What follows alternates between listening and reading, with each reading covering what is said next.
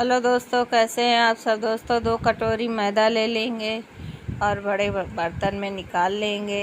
उसके बाद इसमें थोड़ा सा गड्ढा बना के डाल देंगे हम तेल। और दोस्तों ये रिफाइंड तेल है। तेल डालकर दोस्तों अच्छे से मोयन को हम मैदे में मिला लेंगे और तब तक मिलाना है जब तक ये अच्छे से मुट्ठी ना बंधने लगे। तो अच्छे से पहले हम मोयन को मिला लेते हैं। और दोस्तों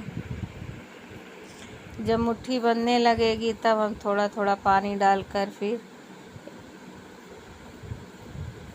तो पहले हम मोयन को अच्छे से मिलाते हैं और उसके बाद हाथों से अच्छे से मसल कर मिलाएंगे।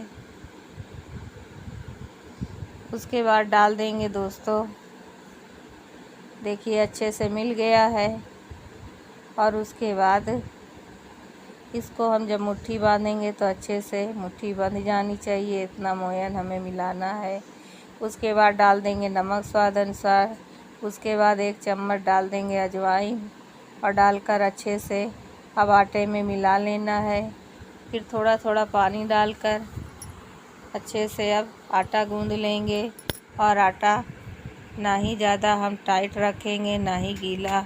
तो अच्छे से गूँध कर हम तैयार कर लेते हैं आटे को।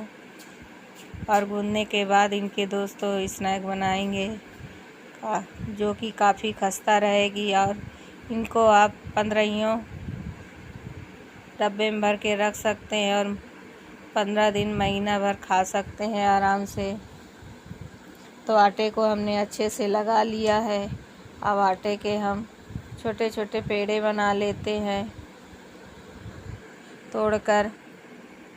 और पेड़े बनाकर दोस्तों इनको हम अब पतला पतला बेलेंगे, जैसे पूड़ी बेलते हैं या रोटी बेलते हैं बड़े आकार की, उसी हिसाब से हमें बेल लेना है। तो अच्छे से हम पहले पेड़े बना लेते हैं। और पेड़े बनाकर दोस्तों फिर हम इनकी पूड़ी बनाएंगे बड़ी बड़ी। और बनाकर पहले बेल कर हम सारे मैदे की पूड़ी तैयार कर लेते हैं। और उसके बाद फिर इनकी स्नैक बनाएंगे जो कि बहुत ही ज़्यादा खस्ता और टेस्टी बनकर तैयार होगा। तो अच्छे से बेल लेते हैं इनको। और जितना पतला बेलेंगे उतने ही टेस्टी और कुरकुरे बनकर तैयार होंगे। तो इनको बेलन की सहायता से बेल लेते हैं।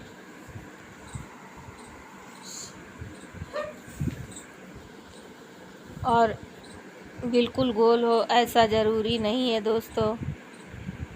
और इस तरह से हम सारे ही बेलकर सारे आटे की पूड़ी तैयार कर लेते हैं। और जितनी बड़ी हो सके उतनी बड़ी हमें बेलते हैं। और ज़्यादा हमने बड़ी पेड़े नहीं बनाए, छोटे छोटे बनाए हैं। और लेकिन पूड़ी हमको बड़ी बनानी है। इसका मतलब कि हमें पूड़ी एकदम पतली बेलनी है। तो इसको अच्छे से हम बेल लेते हैं। और मैदा है दोस्तों तो थोड़ा सा इसको बेलने में समय लगता है। तो इसको अच्छे से इस तरह से बेल कर हम सारी पूड़ियों को रख लेंगे। उसके बाद 1 कटोरी में हम 2 चम्मच घी ले लेंगे और 2 चम्मच मैदा मिलाकर अच्छे से साटा तैयार कर लेते हैं। और इसको एक पूड़ी में हम अच्छे से अब लगा लेते हैं। और चम्मच से बने तो आप चम्मच से लगा सके या हाथ से लगा लें। और इसको अच्छे से चारों तरफ लगा लेते हैं और लगाकर चारों तरफ फैला देंगे। और फैलाकर दोस्तों इसके ऊपर दूसरी हम पूड़ी रख देते हैं अच्छे से। और इस तरह से हमें चारों तरफ फैला लेना है और बराबर करते हुए दोस्तों उसके बाद फिर हम लगा लेते हैं। और इसी तरह दोस्तों हमें तीनों पूड़ियों में साटा लगा लेंगे। और 3 पूड़ी हम इस तरह से एक के ऊपर एक लगाकर रखते जाएंगे। और उसके बाद ऊपर भी हम लगा लेते हैं अच्छे से। और लगाने के बाद इनको हम अच्छे से लगाएंगे दोस्तों। जितने अच्छे से लगाएंगे चारों तरफ उतने ही अच्छे से। अब इसको हम देखिए 3 पूड़ी हमने लगा ली है। अब इनको हम एक तरफ का कोना पकड़ते हुए अच्छे से दबाते हुए इनको हम मोड़ लेते हैं। और दोस्तों अच्छे से दबाते बीच में रहना है, बिल्कुल पोल नहीं होना चाहिए।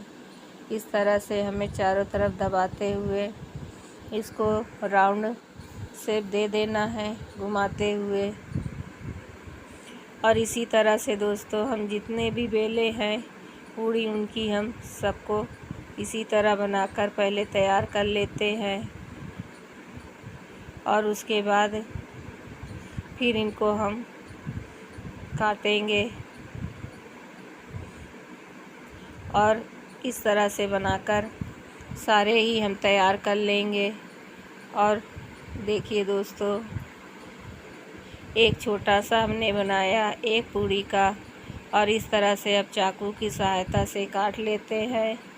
छोटा बड़ा आप अपने हिसाब से काट सकते हैं दोस्तों।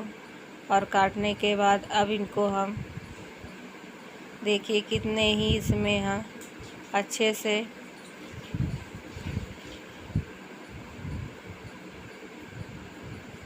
तो इनको अब दोस्तों इस तरह से सीधा रखकर गादी की सहायता से दबा देंगे, चपटा कर देंगे अच्छे से। और चपटा करने के बाद दोस्तों फिर बेलन की सहायता से थोड़ा थोड़ा बेल देंगे। और इस तरह के स्नैक दोस्तों बहुत ही ज़्यादा टेस्टी लगते हैं जब परतदार बनाते हैं। तो अब थोड़ा थोड़ा सा इनको हम बेल देते हैं और इस तरह से बेल कर तैयार कर लेते हैं फटाफट से।